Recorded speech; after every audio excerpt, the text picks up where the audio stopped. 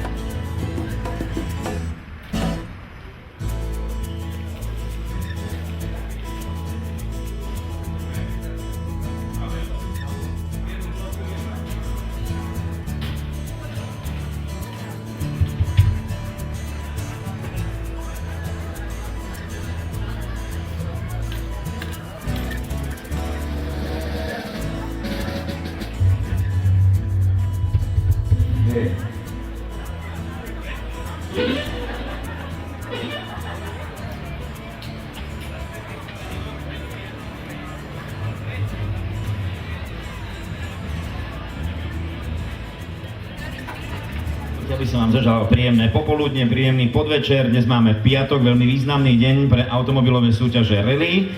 Dovoľte, aby som vás privítal tu priamo, vás teda v Topolčanoch, kde sa bude konať Rally 3 Ja dúfam, že všetci už máte preštudované, že to je veľký návrat automobilovej histórie sem do Topolčian. My si dnes povieme, ako sa bude jazdiť, čo budú jazdiť posádky, čo to vlastne rally je, lebo nie som si istý, či najmä tie mladšie ročníky, deti vedia, čo to je vlastne automobilová súťaž rally.